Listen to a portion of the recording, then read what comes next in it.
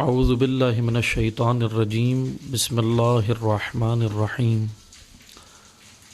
الحمد للہ رب العالمین الصلاۃ والسلام علی اشرف الانبیاء والمرسلین وخاتم النبیین سیدنا و مولانا علی رسولہ الکریم و اہل بیتہ الطیبین الطاہرین المعصومین المظلومین اما بعد فقال اللہ تبارک و تعالی فی کتابہ المجید و فرقانہ الحمید بسم اللہ الرحمن الرحیم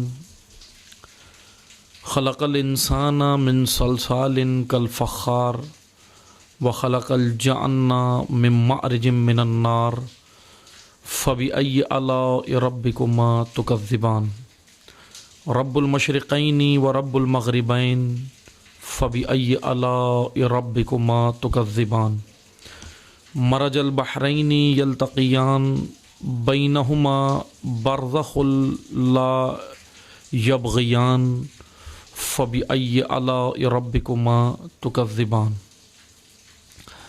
صدق اللہ العلی العظیم۔ محترم سامعین کرام، السلام علیکم ورحمۃ اللہ وبرکاتہ۔ الحمدللہ اللہ تعالیٰ کی توفیق سے، لطف الہی سے موضوع گفتگو آپ کی خدمت میں تفسیر و تشریح سورہ مبارکہ رحمان قرآن مجید کا 55واں سورہ، اور اس کا آج 10واں درس ہے، 10واں لیکچر ہے، 10ویں نشست ہے جو اللہ تعالیٰ کی توفیق سے ہم آپ کی خدمت میں حاضر ہوئے ہیں۔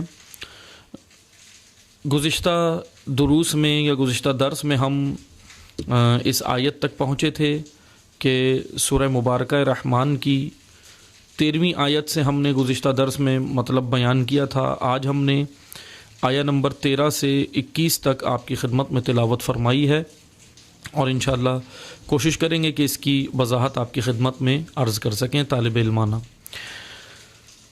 ہم یہاں تک پہنچے تھے گزشتہ درس میں، اللہ تعالیٰ کا فرمان ہے خلق الانسان من صلصال کالفخار، کہ ہم نے انسان کو کھنکھناتی مٹی، آواز والی مٹی، صلصال فخار، اس سے پیدا کیا، انسان کی خلقت اس سے کی ہے۔ وَخَلَقَ الْجَانَّ مِن مَّعْرِجٍ مِّنَ النَّارِ، اور جنات کو آگ کے شعلوں سے پیدا کیا ہے، آگ سے پیدا کیا، مَعْرِجٍ مِّن نار یعنی اس کے شعلوں سے۔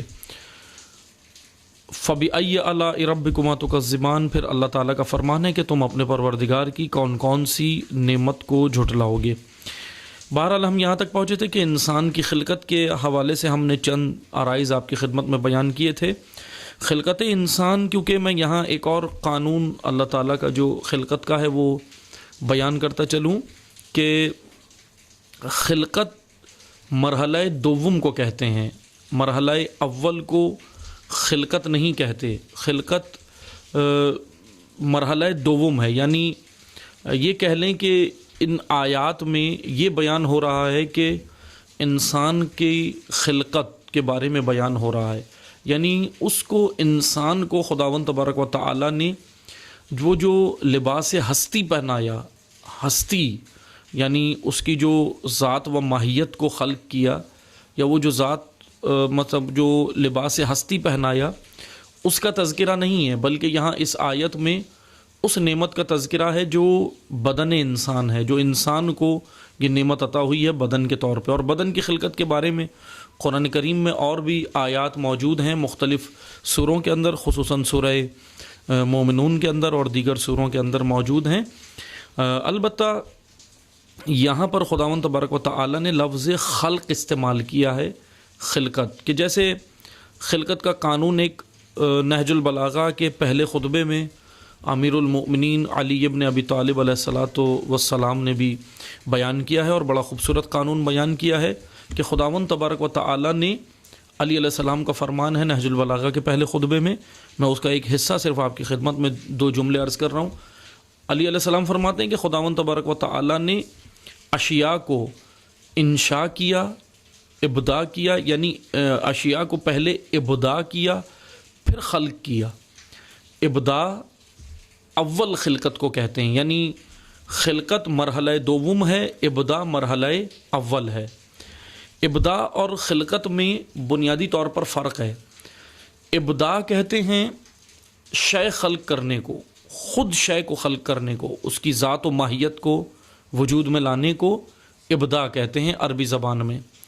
اور خلقت کہتے ہیں شے سے شے بنانے کو، یعنی ایک شے موجود ہے اور اس سے پھر شے بنانا، یعنی پروڈکٹ سے پروڈکٹ تشکیل دینا، یہ خلقت ہے۔ یعنی یہ مرحلہ دوم ہے۔ مرحلہ اول ہے ابدا، جیسے اللہ تعالیٰ کے صفات میں سے خداوند تبارک و تعالیٰ کے ایک یہ ہے کہ وہ بدیع السماوات والارض ہے۔ بدیع، با دال یا عین، بدیع، بدی ابدا ہی سے ہے لفظ۔ بدی بھی خالق کو کہتے ہیں اور خالق بھی خالق کو کہتے ہیں، یعنی بدیع بھی خلق کرنے کو کہتے ہیں۔ صفت بدیع خداوند تبارک و تعالیٰ کے جو صفات میں سے ایک ہے صفت بدیع، کہ وہ بدیع ہے، بدیع السماوات والارض، کہ وہ زمین و آسمان کا بدیع ہے۔ بدیع بھی خالق کو کہتے ہیں، خلقت کو کہتے ہیں، بدیع ابدا بھی خلقت کو کہتے ہیں اور خلق بھی خلقت کو کہتے ہیں۔ لیکن کیا بنیادی فرق ہے؟ دوبارہ سن لیں، بدیع یا ابدا خلقت کا مرحلہ اول، خلقت مرحلہ دوم۔ بدیع شے بنانا، خود شے بنانا، ابدا بدیع شے بنانا، خلقت شے سے شے بنانا۔ میں جیسے آپ کو ایک مثال دیتا ہوں، آپ نے دیکھا ہے کارپینٹر جو ہے وہ لکڑی سے میز بناتا ہے، لکڑی سے کرسی بناتا ہے، لکڑی سے الماری بناتا ہے، فرنیچر بناتا ہے۔ کارپینٹر یہ کام کرتا ہے، لکڑی سے بہت ساری چیزیں بناتا ہے۔ لیکن یہ خلقت ہے کہ کارپینٹر چیز کو کریٹ کر رہا ہے، خلق کر رہا ہے، وجود میں لا رہا ہے، یہ خلقت تو ہے۔ لیکن عزیزان محترم، یہ خلقت دوم ہے، یعنی کارپینٹر لکڑی سے اشیاء بنا رہا ہے، لیکن خود لکڑی کو نہیں بنایا اس نے، خود لکڑی اس نے نہیں بنائی۔ یعنی شے سے شے انسان نے بنائی ہے، کارپینٹر مخلوق ہے، انسان ہے، شے سے شے اس نے بنائی ہے، لیکن لکڑی اس نے نہیں بنائی، لکڑی اس نے خلق نہیں کی۔ لکڑی سے کوئی چیز بنانے کو خلقت ہم کہہ سکتے ہیں، لیکن لکڑی بنانے کو، لکڑی وجود میں لانے کو ابدا کہتے ہیں، بدیع کہتے ہیں۔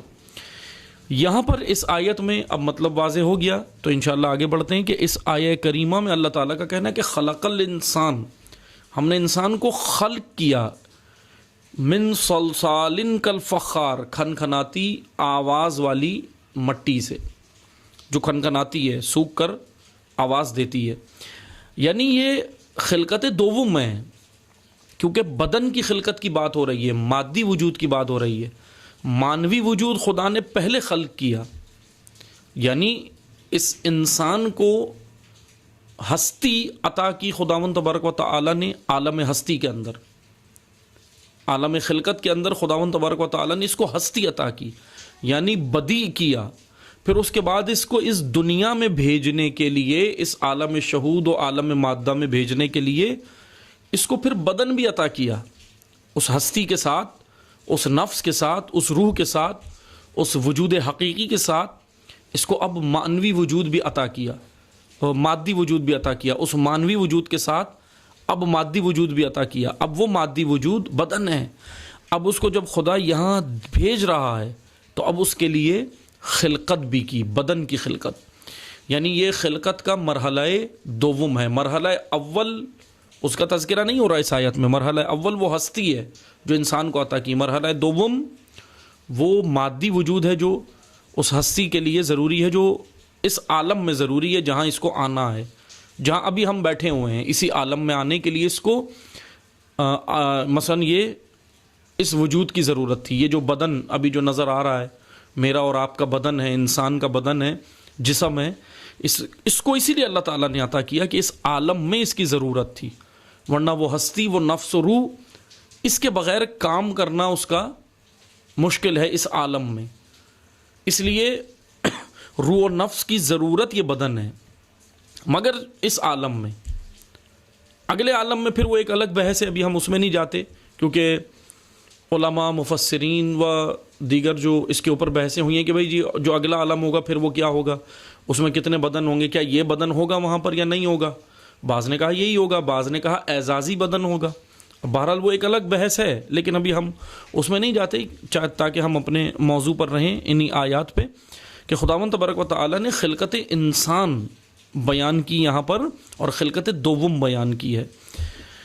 وَخَلَقَ الْجَانَّ مِن مَّارِجٍ مِّن نَّارٍ، اور جنات کو آگ کے شعلوں سے پیدا کیا. فَبِأَيِّ آلَاءِ رَبِّكُمَا تُكَذِّبَانِ، کہ تم اپنے پروردگار کی کون کون سی نعمت کو جھٹلاؤ گے. یہ تھی آیت نمبر 16 تک مطلب. اب آیت نمبر 17 ہے سورہ رحمان کی. رب المشرقین و رب المغربین، کہ وہ پروردگار جو مشرقوں اور مغربین، مشرقین و مغربین دونوں کا رب ہے. رب المشرقین و رب المغربین، کہ وہ رب ہے مشرق و مغرب کا. رب المشرقین و مغربین کا مطلب یہاں پر یہ نہیں ہے کہ مثلا ہم اب اس کے اوپر بہرحال وہ علماء کی اپنی بحث ہے تفاسیر کے اندر کہ یہاں پر رب المشرقین و رب المغربین سے کیا مراد ہے. کیا یہ مشرق و مغرب ہے جس زمین کے اوپر جو ہمیں نظر آتے ہیں، مشرقی حصہ زمین خدا کے اوپر ہم رہتے ہیں نا، ارتھ کے اوپر، اس ارتھ اور زمین کے اوپر کیا مثلا یہ جو مشرقی اور مغربی حصہ ہے، کیا یہ ہے مشرق میں ہم رہتے ہیں، مغرب میں یورپ بنا ہوا ہے، تو اس طرح ہے یا کیا ہے. بہرحال یہ بھی اس کا مصداق ہے، کیونکہ ظاہر سی بات ہے رب وہ تمام عالم کا رب ہے، وہ تمام عالم نہیں علام کا رب ہے. خداوند تبارک و تعالیٰ تمام علام کا رب ہے، جتنے بھی علام ہیں، کیونکہ اس کی ربوبیت کے بغیر یہ کچھ بھی نہیں چل سکتا. اسی نے یہ خلق کیا ہے، وہی خالق ہے. تو اسی کے ضمن میں یا اسی کے یہ کہہ لیں کہ مصداق ایک یہ بھی ہے یہ زمین جس پہ ہم رہتے ہیں. لیکن یہاں بات ہو رہی ہے رب المشرقین یعنی تمام علام کی، رب المغربین یعنی وہ علام جو ہستی میں ہیں، وجود میں ہیں، جن کو وجود اللہ نے عطا کیا ہے، وہ علام. لیکن اب سوال یہ بنتا ہے وہ کون سے ہیں؟ انسانی عقل جہاں تک پہنچی ہے، یاد رکھیں ابھی انسانی عقل نے بہت کچھ مثلا کیا ہے نا، جیسے ناسا ادارہ ہے ایسٹرو فزکس کا، دنیا کا بڑا ادارہ ہے، وہ فلکیات کے اوپر جاتا ہے، فلکیات کے اوپر جا کر وہ بہت ساری چیزیں مثلا کرتے ہیں اور غور و فکر کرتے ہیں، جاتے ہیں فیلڈ کے اندر جاتے ہیں، اور ناسا جا کر یہ سارے کام کرتا ہے. ایک ناسا ہے ادارہ دنیا کا بڑا. اسی طرح یورپ کا بھی ہے ایسا ادارہ ہے، ESA ایسا یورپین اسپیس ایجنسی ہے. اسی طرح کینیڈا کا ایک بڑا ادارہ ہے کینیڈین اسپیس ایجنسی. اس طرح یہ مختلف بڑے بڑے ادارے ہیں دنیا کے اندر جو فلکیات کے اوپر ریسرچ کرتے ہیں ماہرین، اور پھر جاتے ہیں اور پھر جو ہے وہ دیکھتے ہیں. لیکن یہ جہاں تک پہنچے ہیں، جیسے ابھی حالیہ یہ ایک ریسرچ ہوئی ہے کہ ابھی گزشتہ 1-2 دن پہلے کی بات ہے کہ ناسا نے ایک مثلاً بہت ہی ابھی ناسا ایسا اور کینیڈین اسپیس ایجنسی، کینیڈا کی، یورپ کی اور امریکہ کی، یہ جو ناسا تینوں کی جو اسپیس ایجنسیاں ہیں یا اسپیس ایڈمنسٹریشن ہیں، یہ انہوں نے مل کر ایک جو ہے وہ 1990 کے اندر یہ کام شروع کیا تھا، 1990 کے اندر، کہ وہ ایک ڈرون بنانا انہوں نے شروع کیا تھا جو انہوں نے اسپیس میں بھیجنا تھا، خلا کے اندر بھیجنا تھا. انہوں نے بھی وہ بنانا شروع کیا تھا. بہرحال اب جا کر یعنی 21 سال بعد 2021 میں وہ بنایا ہے انہوں نے، ابھی وجود میں آیا ہے وہ ڈرون ہے وہ، اور 7 ٹن وزنی ہے، 7 ٹن وزنی وہ انہوں نے ایک ڈرون بنایا ہے خلا میں بھیجنے کے لیے، اسپیس میں بھیجنے کے لیے. اور ابھی وہ اس کو حالیہ ابھی 2-4 دن پہلے انہوں نے اس کو بھیجا بھی ہے.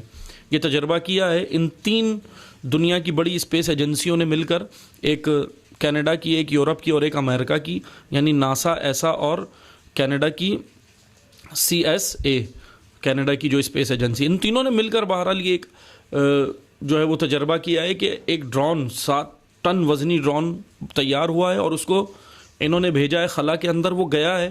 اب یہ ڈرون کرے گا کیا کام؟ یہ خلا میں گیا ہے، اسپیس کے اندر گیا ہے، یہ جا کر وہاں پر اسپیس میں یہ پتہ لگائے گا کہ 3.5 ارب سال پہلے، بقول ان کے سائنٹسٹ کے، کہ 3.5 ارب سال پہلے وہ کون سا ستارہ تھا جو سب سے پہلے وجود میں آیا ہے. انہوں نے اسپیس میں ابھی یہ بھیجا ہے بہرحال یہ ڈرون. اب سوال یہ بنتا ہے، انسانی عقل ابھی یہاں پہنچی ہے کہ 3.5 ارب سال پہلے ایک سیارہ خلق ہوا. یہ انسانی دماغ ہے، انسانی عقل ہے جو یہاں تک پہنچی ہے. اور اسی طرح انسان نے علام کے بارے میں بہت ساری چیزیں بیان کی ہیں، مطلب گئے ہیں اسپیس کے اندر، گئے ہیں زمینوں کے اوپر گئے ہیں. اور یہی آیات ابھی انشاءاللہ آگے آیات آئیں گی تو میں اس میں بیان کروں گا کہ جو سمندروں کے بارے میں آیات ہیں، بہت خوبصورت آیات ہیں، گلف اسٹریم کے بارے میں ہیں اور دیگر سمندروں کے بارے میں جو آج دنیا کے اندر جو ہے وہ انکشافات جن کا ہوا ہے پائے گئے ہیں. خداوند تبارک و تعالیٰ نے 1400 سال پہلے یہ قرآن قلب نورانی ہے پیغمبر اکرم صلی اللہ علیہ وآلہ وسلم پر نازل کیا اور ان کے ذریعے سے یہ پیغام ہم کو دیا، تمام انسانوں کو دیا کہ یہ دیکھو قرآن کتنی جدید اور کتنی بہترین کتاب ہے، علمی کتاب ہے جو آپ کو اس لیے خداوند تبارک و تعالیٰ نے عطا کی کہ اس کے اندر ریسرچ کرو، تحقیق کرو، جاؤ دیکھو اس کے دنیا کے اندر کیا ہے. مثلا ایک مشکل یہ ہوئی، اب دنیا ترقی کر رہی ہے، آگے جا رہی ہے، غیر مسلم آگے جا رہے ہیں، سارے کام کر رہے ہیں، بڑے بڑے دنیا کے ادارے بنا لیے، ناسا بنا لیا، ایسا بنا لیا، CSA بنا لیا، دیگر ادارے بنا لیے، اسپیس کے اندر جا رہے ہیں، خلا کے اندر جا رہے ہیں.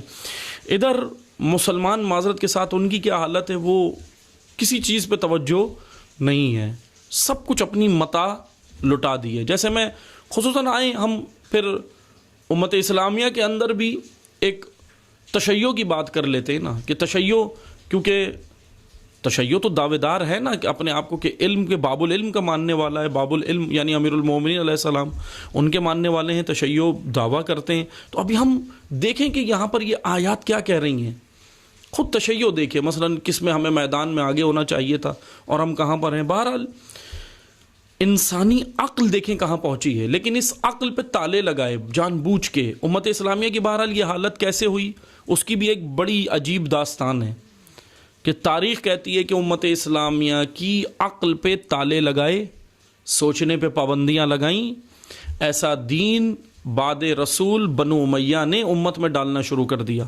یہاں پیغمبر اکرم کی آنکھ بند ہوئی، ظاہری طور پہ اس دنیا سے حضرت گئے، اور یہاں پر منافقین جو پہلے سے تیار بیٹھے تھے اسلام کو نقصان پہنچانے کے لیے، وہ پھر کھل کے میدان میں آ گئے اور انہوں نے یہ کام شروع کیا. خصوصاً بنو امیہ کا 90 سالہ دور امت اسلامیہ کے، یہ کہہ لیں کہ میں اگر بلا مغالطہ کہوں 90 سالہ بنو امیہ کا دور امت اسلامیہ کے قلب میں خنجر تھا، بالکل خنجر گھونپا امت اسلامیہ کے قلب میں بنو امیہ نے جو کام کیا اس 90 سالہ دور میں. اور سب سے بڑا کام انہوں نے جو منفی کام کیا بنو امیہ نے وہ یہ تھا کہ سوچنے پر پابندی لگا دی، عقل پہ پابندی لگا دی، اور پھر اس کا نقصان ہوا. مثلا آپ دیکھیں جب ہم اہل سنت برادران کی فقہ کے اندر جب ہم جاتے ہیں، برادران اہل سنت کی، تو اس میں ہم دیکھتے ہیں کہ 4 بڑی فقہ موجود ہیں ان کے ہاں.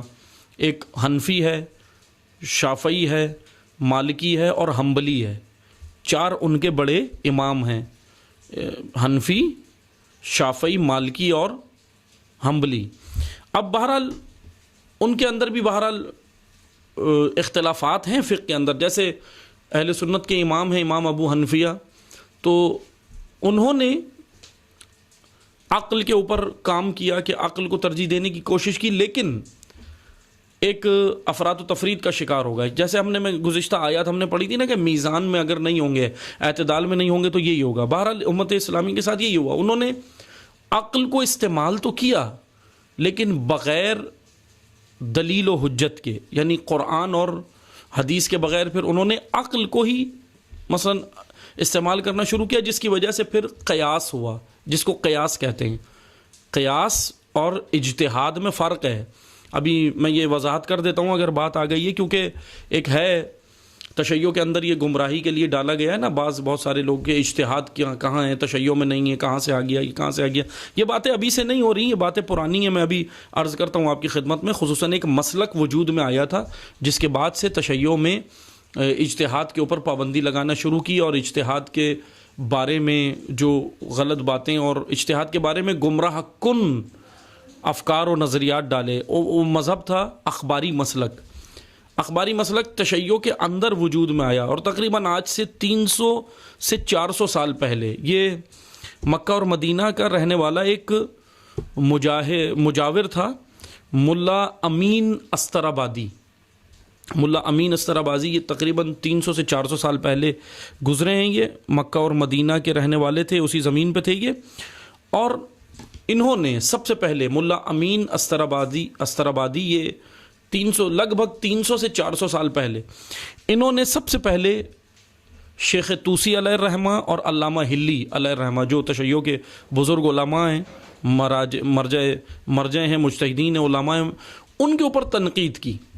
اور اتنی تنقید کی، کیوں کی تنقید؟ کیونکہ انہوں نے عقل کو زیر بحث رکھتے تھے کہ عقل کے ذریعے سے، یعنی کیونکہ ظاہر سی بات ہے جب مجتہد فتویٰ دیتا ہے تو 4 چیزوں کے تحت دیتا ہے، یاد رکھیں، کوئی بھی فتویٰ دیتا ہے مجتہد تو قرآن، حدیث، عقل، اجماع، یہ 4 چیزوں کے۔ انہوں نے بہرحال اخباری مسلک نے اجماع کے اوپر اور عقل کے اوپر پابندی لگائی۔ انہوں نے بولا کہ نہ، عقل کی ضرورت نہیں ہے، حدیث آئمہ جو بھی ہے اس کو انہوں نے حجت قرار دیا۔ یعنی اخباری لفظ خبر سے ہے، خبر جو ہے وہ اصطلاح میں حدیث کو کہتے ہیں، یہ اخباری مسلک جو وجود میں ہے وہ اسی طرح آیا، خبر اصطلاح میں حدیث کو کہتے ہیں۔ اور انہوں نے کیونکہ ان کی اخباری اس وجہ سے کہلائے کہ انہوں نے حدیث معصوم کو، معصومین کی حدیث کو کہا کہ جو بھی حدیث، مثلا جو بھی حدیث ہو وہ قابل قبول ہے۔ اگر کوئی بھی آ کر آپ کو کہہ دے قال امام صادق، قال امام باقر، قال امام رضا، قال امیر المومنین، جو بھی آ کر کہہ دے، آپ نے اس کو ماننا ہے۔ یہ اخباری مسلک، یہ تشیع کے اندر دھڑا بنا، تشیع کے اندر وجود میں آیا آج سے 300 سے 400 سال پہلے، اور اس نے یہ نظریہ پیش کیا کہ بھئی جو بھی آ کر قال امام صادق، قال امام باقر، قال امام عسکری آ کر کہہ دے تو آپ اس کو مانیں، حدیث ہے بس، یعنی احترام کریں، مانیں، حدیث ہے، جو بھی امام کا نام لے کر کوئی بھی بات آپ کو بیان کرے، حتیٰ کہ یہ سراسر نفی ہے، آئمہ کی خود سراسر نفی ہے، خود سراسر نفی ہے۔ میں آپ کو ایک مثال دے دیتا ہوں، یہ اس وجہ سے سراسر نفی ہے کہ خود امیر المومنین نہج البلاغہ کے خطبہ نمبر 211، نہج البلاغہ خطبہ نمبر 211 میں امیر المومنین علیہ السلام نے راویان حدیث کی اقسام بیان کی ہیں کہ راویان حدیث 4 قسم کے ہیں، پھر ان کی اقسام بیان کی۔ کچھ منافقین ذکر کیے امام نے، کچھ کہا کہ ناسی تھے، جن کو نسیان ہو جاتا تھا، بھول جاتے تھے، سنتے تھے رسول اللہ سے جا کے بھول جاتے تھے، بیان کرنے میں ان کو مسئلہ ہوتا تھا۔ ہوتی ہے نا بعض لوگوں کو بھولنے کی بھی ایک عادت ہوتی ہے، ابھی بات کرو کل بھول جائیں گے، یا اب صبح بات کرو شام میں بھول جائیں گے، تھوڑی دیر میں بھول جاتے ہیں۔ تو اس طرح کے افراد مجلس رسول اللہ میں بیٹھتے تھے، آئمہ کی مجالس میں، ان کے دروس میں شرکت کرتے تھے، آئمہ بیان کرتے تھے، رسول اللہ بیان کرتے تھے، وہ اٹھ کے جاتے تھے، بھول جاتے تھے، کیونکہ وہ معصوم تو نہیں ہے، نقل کرنے والا تو معصوم نہیں ہے نا، جو راوی ہے، جو آگے جا کے بیان کر رہا ہے۔ اب اس طرح کی بہت ساری متعدد حدیثیں ایسی ہیں جس کے اندر مسائل ہیں، ضعیف ہیں روایات، سند کے اندر مسائل ہیں، متن کے اندر مسائل ہیں، راوی کے اندر مسائل ہیں، لیکن اخباری مسلک یہ کہتا ہے کہ ساری چیزیں آپ مانو۔ اور پھر انہوں نے ایک اور نظریہ دیا، ایک بے تکا سا نظریہ جو آج بھی ہمارے معاشرے میں نظر آتا ہے جو تشیع کے، وہ یہ بے تکا سا نظریہ تھا انہوں نے جو دیا کہ قرآن ہمارے سمجھنے کے لیے نہیں ہے۔ یہ تشیع کے اندر کی میں باتیں کر رہا ہوں جو اخباری مسلک بنا۔ اخباری مسلک کا ایک اور جو نظریہ یا ایک اور جو ان کی فکر یا افکار میں سے ایک فکر تھی وہ یہ تھی کہ قرآن ہمارے سمجھنے کے لیے نہیں ہے، قرآن پر مولا علی جانے، قرآن جانے، یعنی معصوم قرآن کو سمجھ کے بس اس پہ معصوم عمل کر سکتے ہیں، ہمارا کوئی واسطہ نہیں ہے، ہم نے معصوم کی حدیث کو لینا ہے اور بس اس پہ عمل کرنا ہے۔ حالانکہ یہ ایک درست نظریہ نہیں ہے، اس وجہ سے کیونکہ خود معصوم تو خود کہتے ہیں کہ ہماری حدیث کو قرآن پہ پرکھو، اگر قرآن سے ملے گی تو ہماری ہے۔ رسول اللہ فرماتے ہیں، معصومین علیہ السلام فرماتے ہیں کہ ان کے کلام کو قرآن پہ پرکھو۔ کیوں ائمہ نے ایسا کہا, کیوں رسول اللہ نے کہا؟ اس وجہ سے کیونکہ دین اسلام کے اندر بہت سارے مسائل ہوئے. میں آپ کو ایک مثال دے دیتا ہوں. جیسے آپ نے دیکھا ہے کہ پانی جب چشمے سے نکلتا ہے, چشمہ پھوٹتا ہے نا پانی کا, جب پانی چشمے سے نکلتا ہے تو وہ بہت شفاف ہوتا ہے, صاف ہوتا ہے, بہترین ہوتا ہے پانی, آلودہ تو نہیں ہوتا. لیکن جب وہ گزرتا ہے, مراحل سے گزرتا ہے, لائنوں سے گزرتا ہے, آتا ہے, لوگوں کے استعمال میں آتا ہے, نہروں میں آتا ہے, دریا کے اندر آتا ہے, دیگر جگہوں پہ آتا ہے وہ پانی, تو پھر وہ چشمے سے نکلنے کے بعد جب نکلا تھا بالکل شفاف و آلودہ تھا. لیکن جب وہ روزمرہ روٹین کی لائف میں آیا پانی, تو پانی آلودہ بھی ہو جاتا ہے. ہوتا ہے نا پانی آلودہ. کیسے ہوتا ہے؟ اب پانی آلودہ ہونے کے دو طریقے ہیں. توجہ سے سنیے گا یہ مثال تاکہ ہمارے لیے آسان ہو جائے کہ اسلام پھر ہم کہاں سے لیں, اسلام ہم کیسے سمجھیں. اس لیے توجہ سے سنیں کہ اسلام کے ساتھ بھی کیا ہوا. پانی نکلا چشمے سے بالکل شفاف, اب وہ آیا دریاؤں میں آیا, نہروں کے اندر آیا, بہتا ہوا آیا, پرنالوں سے بہتا ہوا آیا, اب وہ انسان کے استعمال میں آیا. پانی دو طرح سے آلودہ ہوتا ہے, ایک محسوس طریقے سے, ایک غیر محسوس طریقے سے. محسوس طریقہ یہ ہے کہ پانی کے اندر آپ کو مثلاً کچرا نظر آیا, پانی کے اندر کچرا نظر آیا, پانی کے اندر کوئی خرابیاں نظر آئیں, پانی کے اندر آپ کو ظاہری طور پر جو آنکھ نے آپ کی دیکھ لیا, انسانی آنکھ نے پانی کو دیکھا کہ پانی کے اندر کچرا تھا, آلودگی تھی, کوئی نہ کوئی کچرا پڑا ہو تھا, کوئی چیز پڑی ہوئی تھی. اب یہ تو ہمیں نظر آ گیا, آنکھ سے نظر آ گیا, انسانی آنکھ سے کہ پانی آلودہ ہے. لیکن عزیزان محترم ایک غیر محسوس طریقہ تھا. مثلا یہی پانی جو بہہ رہا ہے, اس میں ہمیں کچرا نظر آیا, ہم نے پہچان لیا کہ ہاں بھئی یہ کچرا ہے, آلودہ ہو گیا پانی. یہ محسوس طریقہ تھا. لیکن ایک اور طریقہ ہے پانی کو آلودہ کرنے کا, وہ یہ کہ ایک انسان آیا, ایک شخص آیا, اس نے پانی کے اندر غوطہ لگایا اور اس کے بدن میں بیماریاں تھیں, کوئی فرض کریں مثال کے طور پہ اس کے بدن میں بیماریاں تھیں, اس نے آ کر اس میں غوطہ لگایا اور نہا کر اس کے اندر غوطہ لگا کے باہر نکل کے چلا گیا. لیکن اب وہ جراثیم جو بدن کے اندر تھے, اس کے بدن کے اندر اس کے جو نظر نہیں آتے جراثیم, وہ موجود تھے. اب وہ جرمز و جراثیم اس پانی کے اندر چھوڑ گیا. یہ اب ان جراثیم کو انسانی آنکھ نہیں دے سکتی, بلکہ مائکروسکوپ لگانا پڑے گا, اور ٹیلیسکوپ مائکروسکوپ لگا کے بڑا وہ اس کو مشینوں کے ذریعے سے دیکھنا پڑے گا. پھر ہمیں پتہ چلے گا کہ اس کی تو یہ اس طرح بھی پانی آلودہ ہوتا ہے. بس پانی آلودہ ہونے کے دو طریقے ہیں, ایک محسوس اور ایک غیر محسوس. محسوس طریقہ یہ کہ ظاہری طور پہ انسانی آنکھ اس کو دیکھ لے کچرے کو. غیر محسوس طریقہ یہ ہے کہ اس کے اندر جراثیم ہیں, کوئی غوطہ خوری کر کے چلا گیا, اب اس کے اندر جراثیم ہیں. اب اس کو دیکھنے کے لیے کیا چاہیے؟ ٹیلیسکوپ چاہیے, مائکروسکوپ چاہیے. لیکن اب یہ ہر انسان کے پاس تو نہیں ہے مائکروسکوپ, تو اب کیا کرتے ہیں؟ اب پھر حکومتیں یہ کرتی ہیں کہ پانی جب وہ بہتا ہوا آتا ہے تو فلٹر لگاتی ہیں, فلٹر پلانٹ لگاتی ہیں. ہوتا ہے نا یہ بعض جگہوں پہ کہ فلٹر پلانٹ پھر لگائے جاتے ہیں. فلٹر پلانٹ سے کیا ہوتا ہے؟ فلٹر پلانٹ سے پانی چھن کر آتا ہے, پھر اس کو آپ استعمال کر سکتے ہیں, یعنی چھن کر فلٹر ہو کر آتا ہے. فلٹر کے اندر پھر وہ جراثیم وغیرہ اس سب سے پاکیزہ ہو جاتا ہے, پانی پاک ہو جاتا ہے. عزیزان محترم یہ مثال تھی, دو طریقوں سے پانی آلودہ ہوا, ایک محسوس اور ایک غیر محسوس. لیکن فلٹر لگایا تو پھر دونوں طریقوں سے پانی پاک ہو گیا. اب اسلام کے ساتھ بھی یہی ہوا, وہ مثال تھی مطلب کی جانب آئیں. اسلام کے ساتھ بھی یہی ہوا. دین اسلام بعد رسول بنو امیہ کے ہاتھوں چلا گیا. بنو امیہ نے دونوں طریقے سے اس کے اندر آلودگیاں ڈالی ہیں. ایک طریقہ محسوس تھا اسلام کے اندر ڈالنے کا کہ بنو امیہ حاکم بنے اور آئے اور برسر اقتدار آئے, سب کے سامنے ظاہری طور پہ یہ سب محسوس طریقہ تھا اسلام کو آلودہ کرنے کا.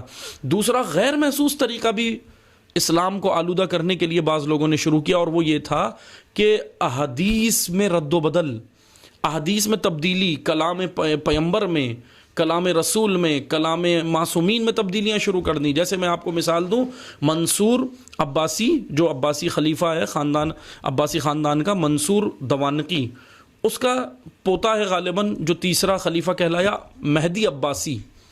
اب یہ مثال ہے تاریخ کی, لے لیں تاکہ بتاتا چلوں. مہدی عباسی وہ یہ کبوتر باز تھا, بڑا کبوتروں کا شوقین تھا. اب یہ میں آپ کو ایک حدیث ایک مثال دے رہا ہوں کہ حدیثیں کس کس طرح ڈالی گئی ہیں معصومین کا نام لے لے کر، رسول اللہ کا نام لے کر۔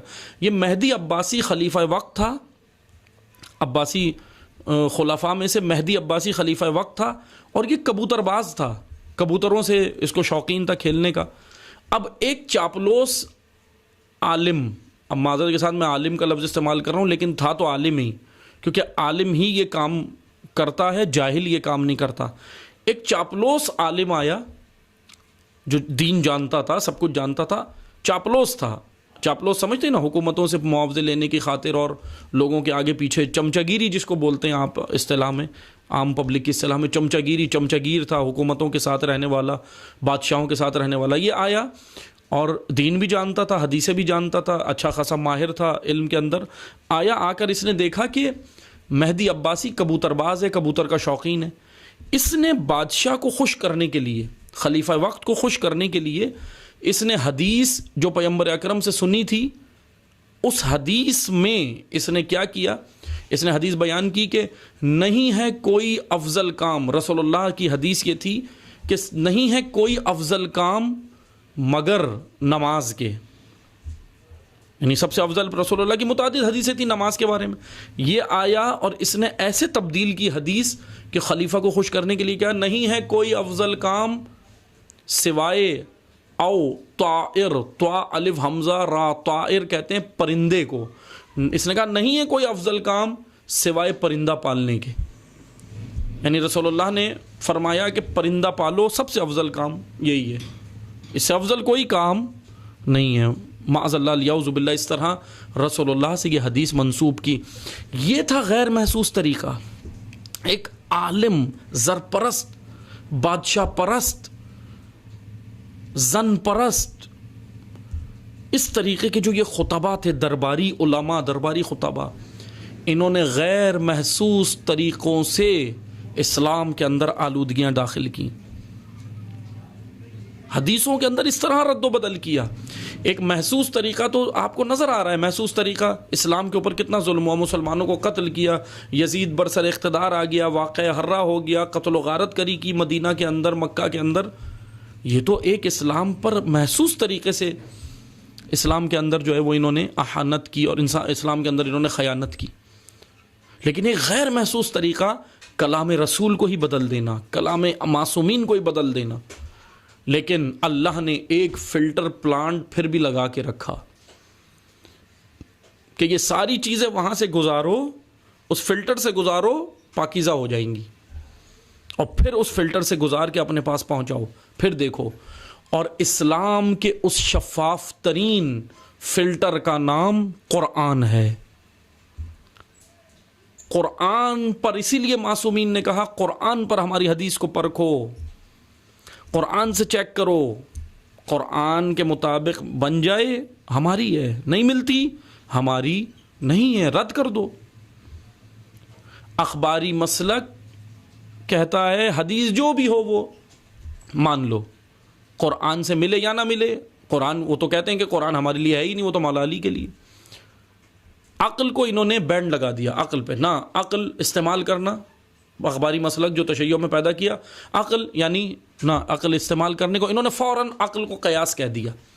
اب قیاس اور اجتہاد میں فرق ہے۔ قیاس یہ ہے کہ بغیر قرآن و حدیث کے اپنی رائے قائم کرنا، یہ قیاس ہے۔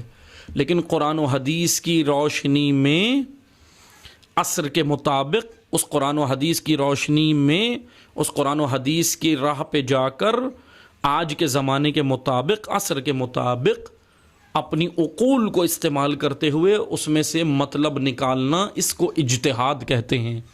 مسئلے کا حل نکالنا، اس کو اجتہاد کہتے ہیں۔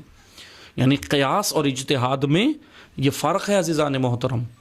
اس لیے قیاس اہل سنت برادران کے یہاں ہوا، امام ابو حنیفہ نے کیا، اور دیگر پھر سلسلہ چلتا رہا، اور دیگر نے کیا، بعض نے مذمت کی، بعض نے کیا، بعض نے، جیسے امام احمد ابن حنبل ہیں، اہل سنت کے فقیہ ہیں، بڑے امام ہیں، انہوں نے تو بالکل عقل پہ پابندی لگا دی۔